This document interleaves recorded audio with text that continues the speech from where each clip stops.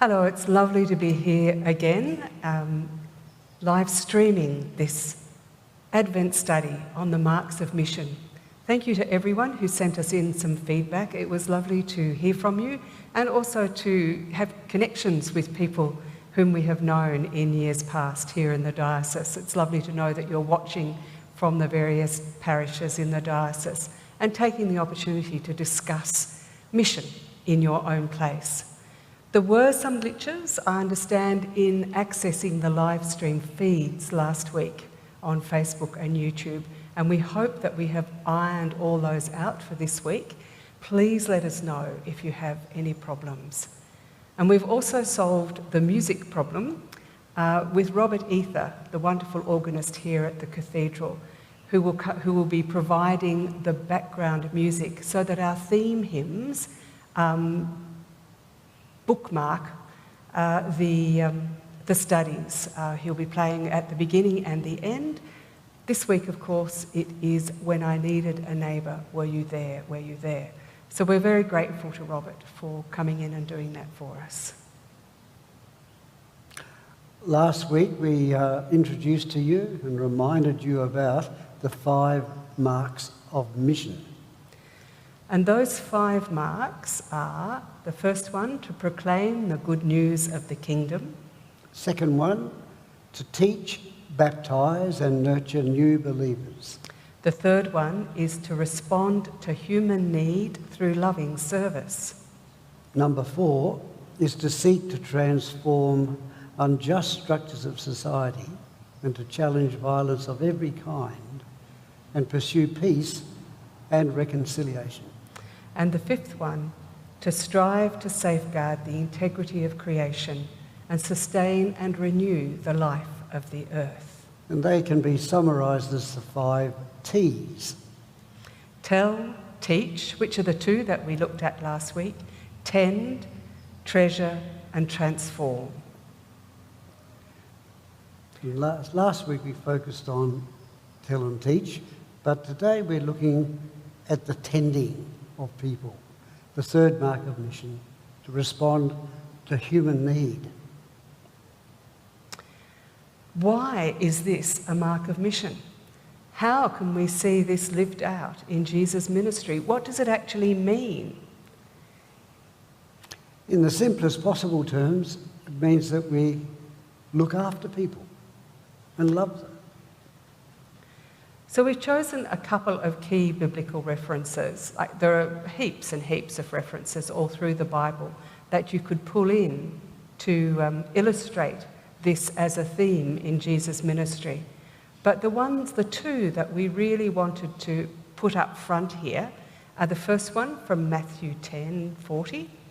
And these relate to why we do this, why we, love people and tend to them.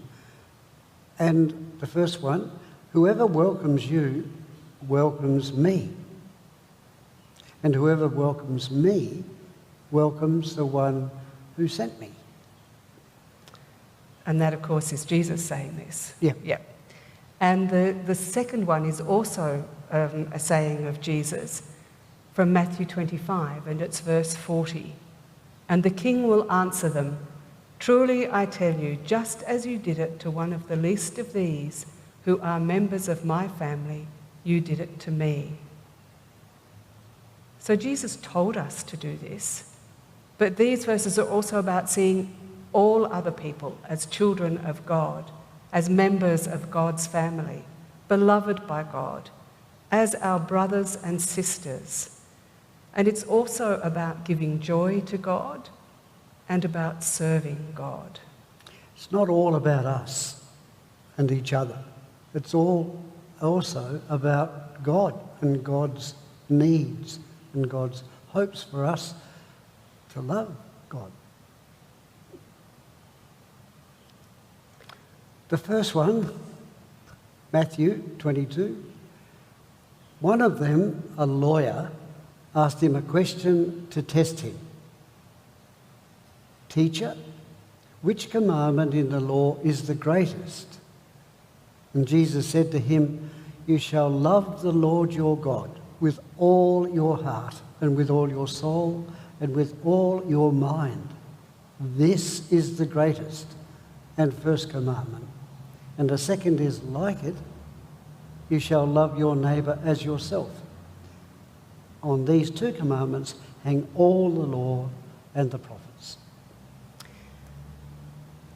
This passage, which we see in the other Gospels as well, in the other synoptic Gospels as well, in Mark and Luke, is known as the two great commandments.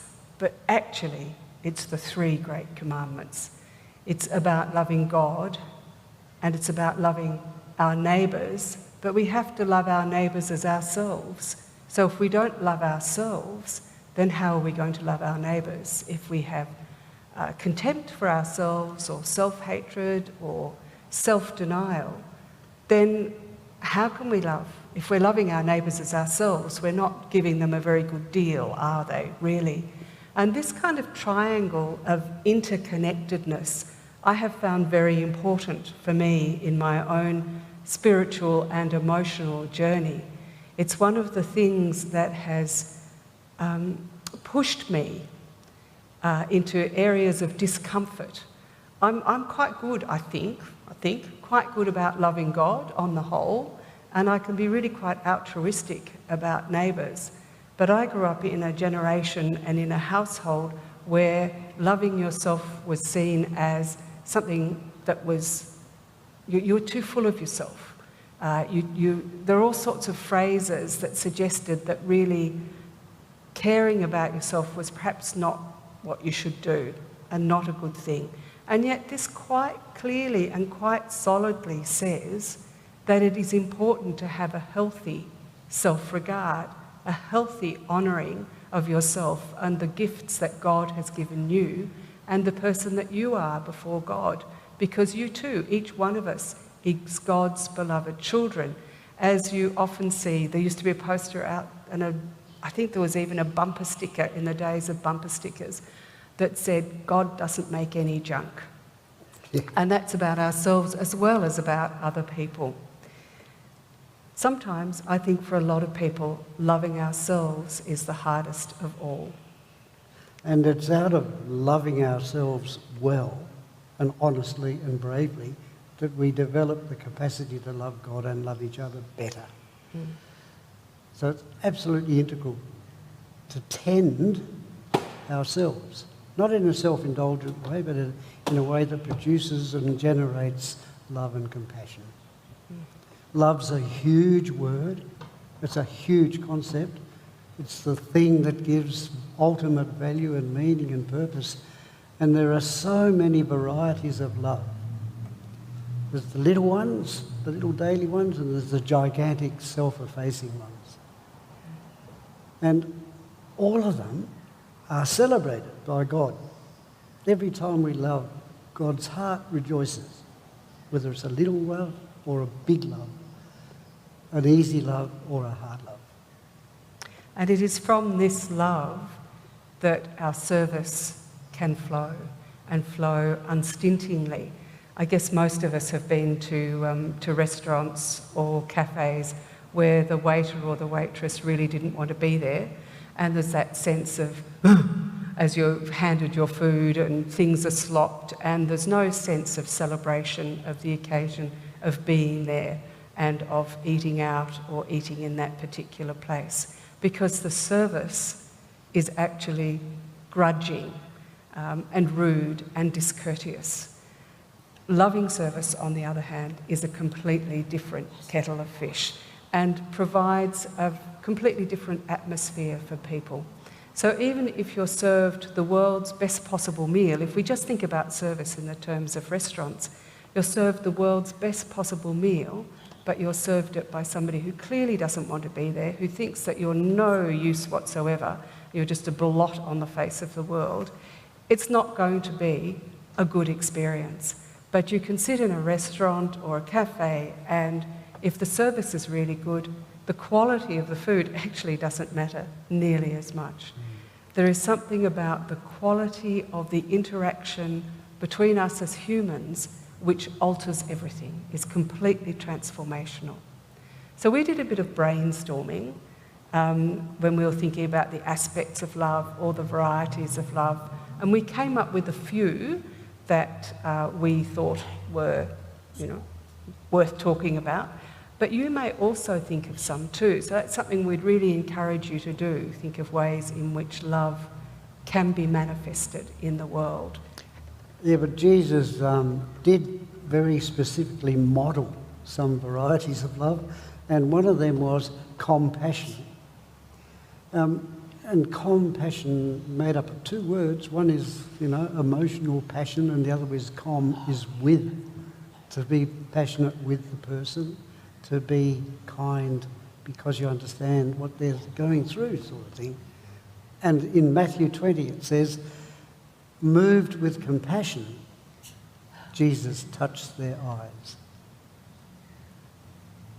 Another aspect of it of love is understanding, where we actually really try to get underneath another person's skin. And Jesus had an extraordinary sense of where people were coming from. He got under their skin. God's been in our skin, in human skin, and understands what it is.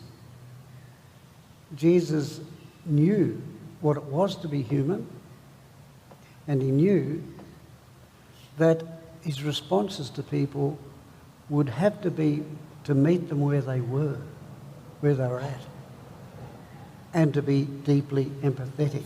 And superb modelling of Jesus. If you just look at the woman at the well, you see him get under somebody's skin and give that person understanding and transform their life.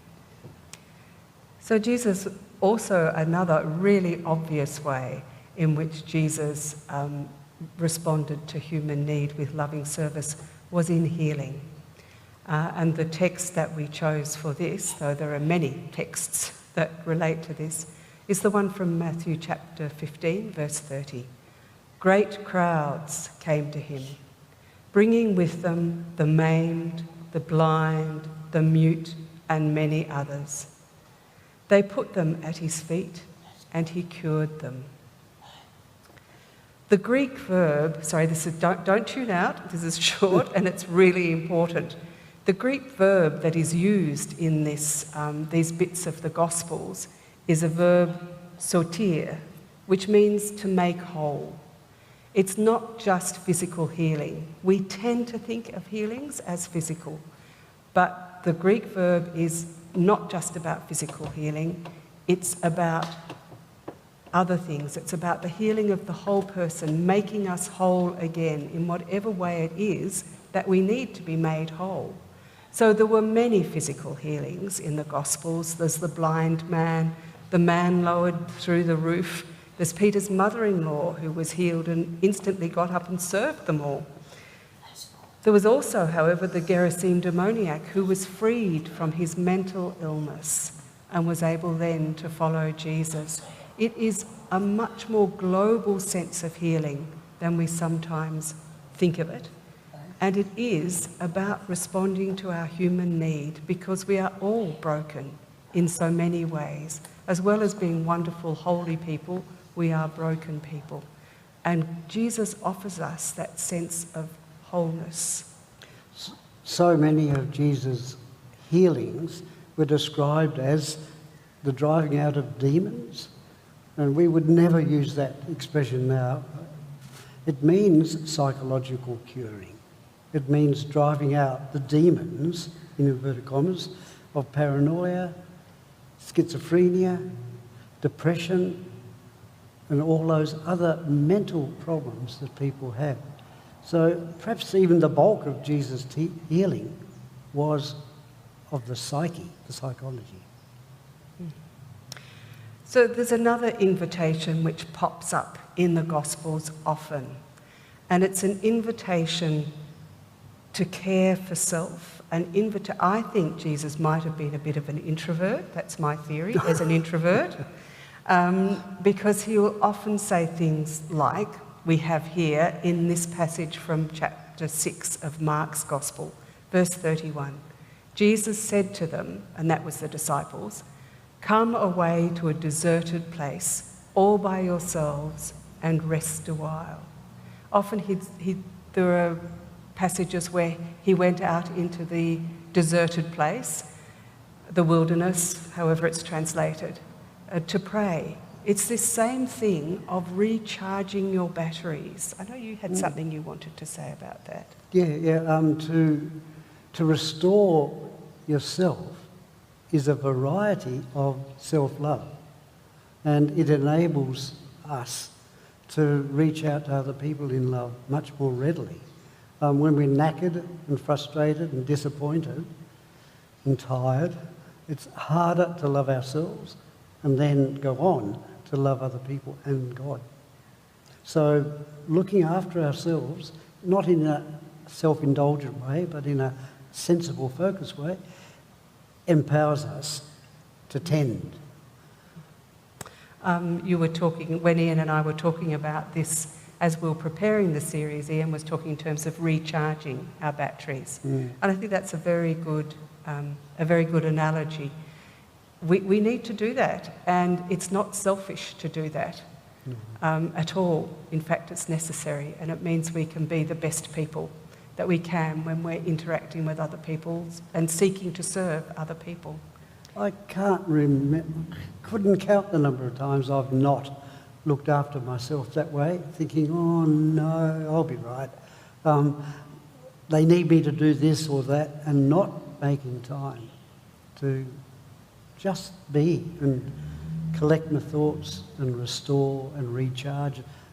And it's damaged me. And as a result, it's damaged relationships I've had with other people too. So there's a real, well, almost a dominical command from Jesus to go to a quiet place from time to time and recharge.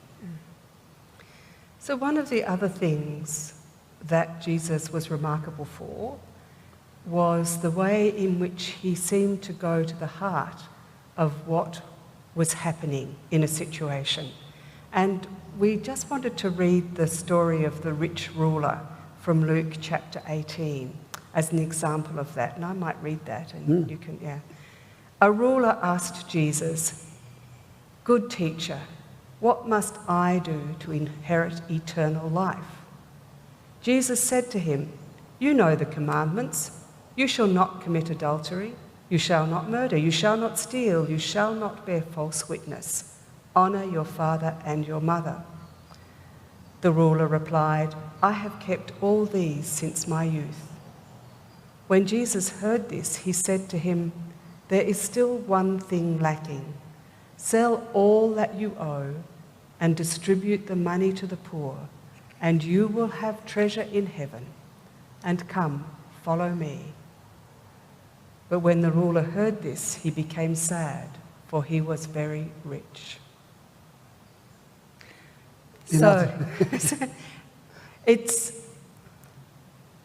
Jesus went right to the nub of the ruler's problem. He knew, first he tried to kind of flip him off, but that didn't work because the ruler actually was following all the spiritual rules. But then he went straight to the heart of the problem, and that was the ruler's attachment to everything that he owned. That was the thing that was in the way, that was between the ruler and eternal life.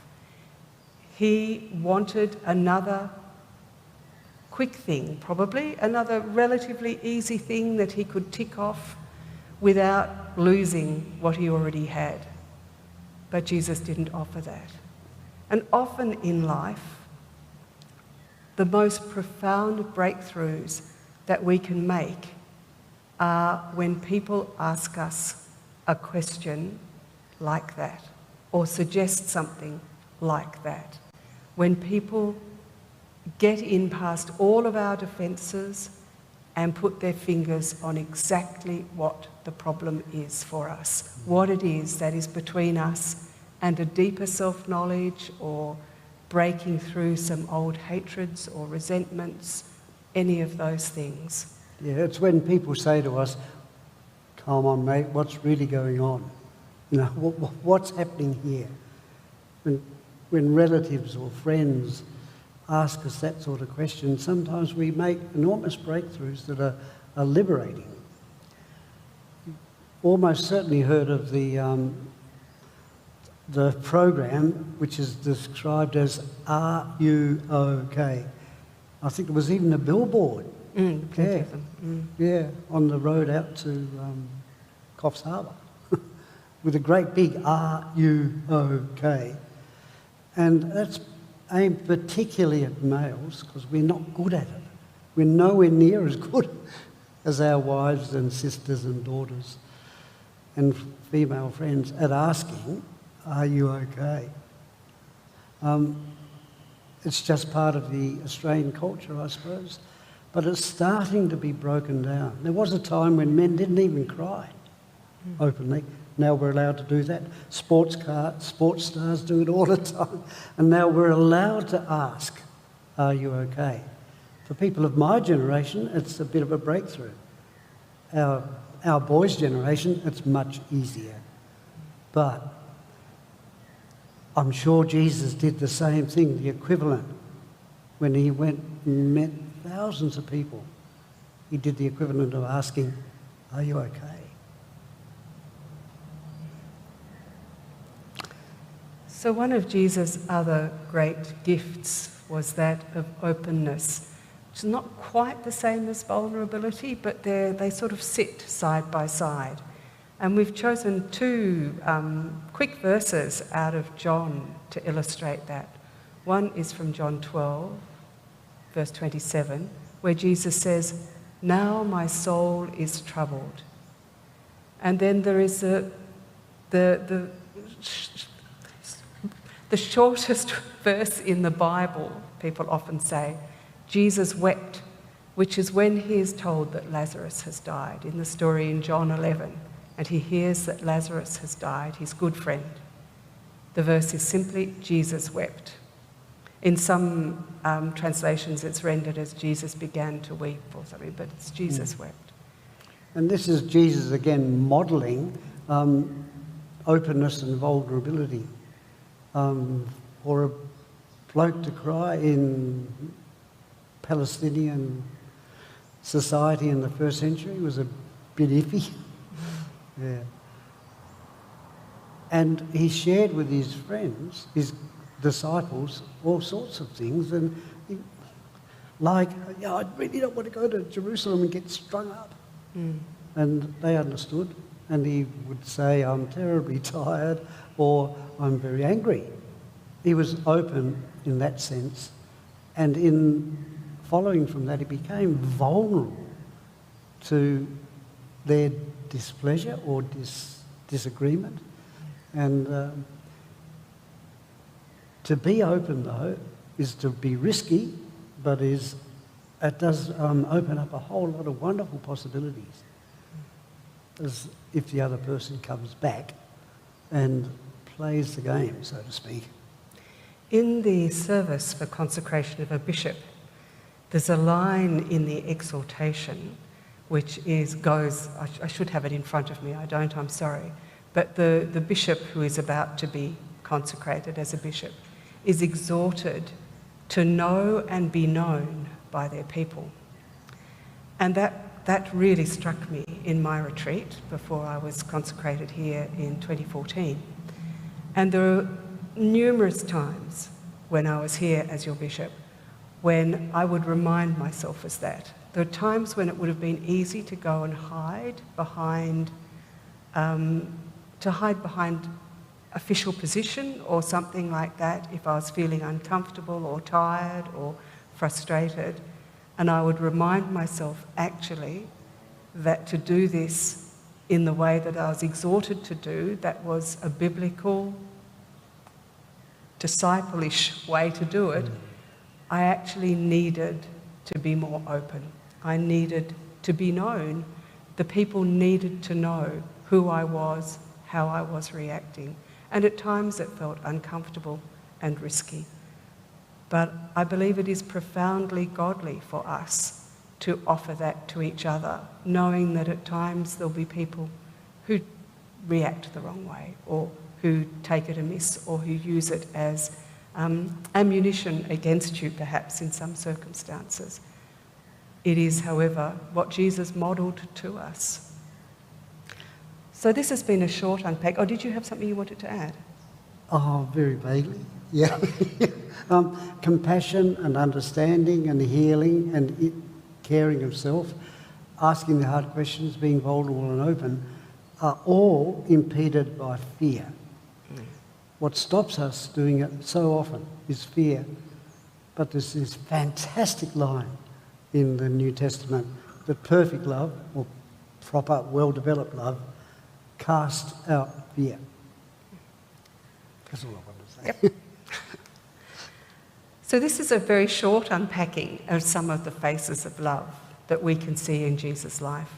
And we want to turn now to that part of the study where we look at what's happening in the world today. And last time we started broadly with the world, and this week we want to turn the section around a bit and start with how this is happening personally, and then open it out more broadly. So we come first to your life, your family, your friends. How are some of the ways in which you can respond to the human need around you, so close with your family and your friends, through your loving service of them? And one of the amazing ways we can do it is by just listening. We have members of our family, not Sarah, who don't listen really. They just rabbit on. And they don't leave space for people to say what they're going through or wondering about. And it's a great gift to somebody to listen, actually listen deeply and reflectively, to say, I heard you say this, did you mean that? You know, that sort of reflective listening. And to listen to somebody's life story, even if it goes on a bit, is a wonderful gift to somebody. So listening's one of them. I think being vulnerable is another, but we've talked a bit about that already. Making time, which fits into what you were saying about listening, just making time for other people.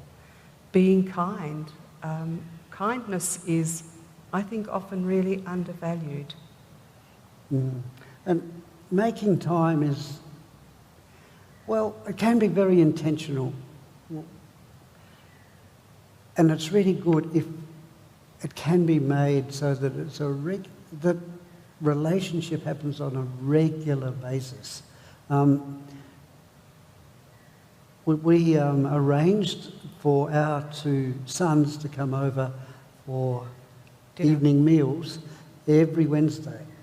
Now, it seems like a bit of a non-event to actually organise something like that, but it's huge actually, because what used to happen before we regularly had them every Wednesday was that it would just drift. And 3 weeks later, you'd say, oh, gee, haven't heard from Ben for a long time.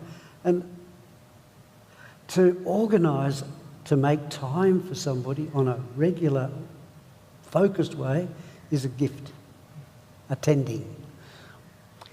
There's also the kind of ways that we look after people by not doing things, by not gossiping about them in a malicious kind of way, by not holding grudges, by forgiving people, by not being petty about them.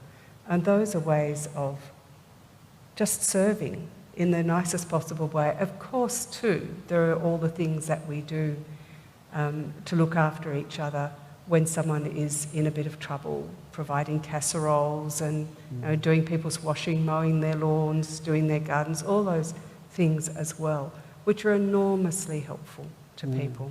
Yeah. And they have a disproportionate impact too. You know, just a simple act of giving somebody a little bunch of flowers. It's easily done, but it can have a disproportionately enormous impact on the person at the time. And how we relate to people in terms of what we actually say to people is also really important. Sometimes it would be quite easy to give a snippy response back. Well, I could do that. A snippy response back or a smart response rather than a kind one. And some years ago, we came across the concept of the Sufi Gates. Before you say something, it should come through all of these gates, and it's a spiritual discipline, if you like, that comes out of the Sufis, which are a mystic Islamic group, a mystic sect of Islam. And the first question you ask yourself about what you're going to say is it true? And you don't say it if it's not. The second thing is it necessary? Which is the real killer, I think. And you don't say it if it's not. And the third one is it kind? And you don't say it if it's not. They're absolutely brilliant, the Sufi Gates. They're worth writing out and sticking on the fridge, I reckon. And I did have them on the fridge at one stage. The Sufi Gates. Is it true? Is it necessary? Is it kind? So that's at the very personal level. But in your parish, now, I'm sure if you're discussing this afterwards, you will come up with a whole list of things, ways in which you and various groups in your parish respond to human need through loving service. There are things like just the prayer lists every week are a very clear response. Food pantries, op shop ministries, visiting programs, all those sorts of things. Lots of parishes have got lots of different ways of doing that, reaching out within their own community, but also into the wider community too. If you really think about the total volume of tending your parish does, it's massive. It has been over centuries, or decades at least. Yeah. So in the diocesan region then, again, you'll know more about what's happening in the diocese than we do, since we've been away for a few years. But from the earliest days, Christianity has tended people in need. We've got a long and admirable history of starting hospitals, of providing education, of looking after the poor. And many charities are faith-based. There's things like the Salvation Army and Anglicare, St Vinny's, World Vision. Incredibly long list. There are also the one-offs, disaster relief for floods and bushfires, for example. So what's happening around the world? It is deeply human to care for others, and it's in other major world religions as well. And for example, an international organisation such as the Red Cross has an Islamic counterpart in the Red Crescent. We have things too like targeted overseas aid to address humanitarian crises. And despite all of the conflict, all of the greed and selfishness in our world, the nations of the world have built some very significant multilateral institutions which are not faith-based, but which are focused on tending, on responding to human need. We can think of just a few, such as UNESCO, UNICEF, the FAO, the World Health Organization, which is very current at the moment, doing its best. Can you think of any others? Oh, there's hundreds of them. Is it? Okay. Well, Australia, what was that one that people used to go to? AusAid. AusAid, yes. Yeah. Which has now become part of Department of Foreign Affairs. And they had, literally hundreds of programs which made enormous difference to people's lives in developing countries. And many of the mission organisations now, such as the Anglican Board of Mission, ABM, are involved in those relief programs too. Yes, and they spring way back. They spring out of the Christian understanding of looking after people, of tending. Yeah, the very earliest hospitals and things like that were all inspired by the teachings of Jesus. So this has been a very quick canter through an incredibly rich topic. We've posted some discussion and reflection questions that we hope will provoke your thoughts and some lively interactions in your discussion groups or for your own reflection. We really do feel as if we have just skated across the surface of this. Don't forget the website. There is some stuff posted on the website. There is Also, all those Bible references are up on the website as well. This third mark of mission is at the very heart, I believe, of how we understand ourselves as Christians.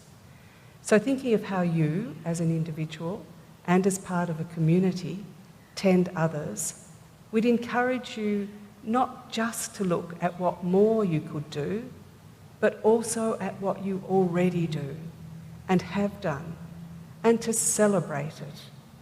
There is much that you have already been involved in which meets this mark of mission, and it should be celebrated. And as Teresa of Avila reminds us,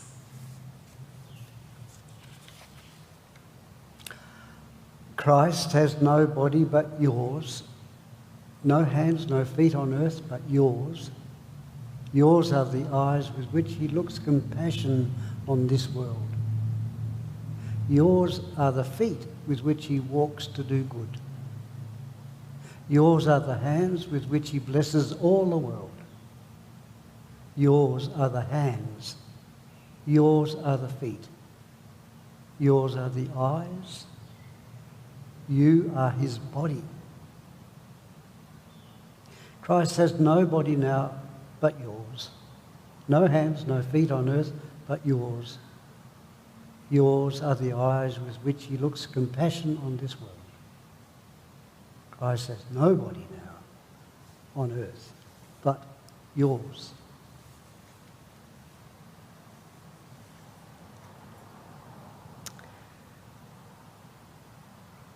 So the God of compassion, understanding, healing, invitation, deep questions, and openness, fill your lives with joy and love, that you may serve God and serve God's people, and the blessing of God Almighty, Father, Son, and Holy Spirit, Creator, Redeemer, and Giver of life, be among you and remain with you always.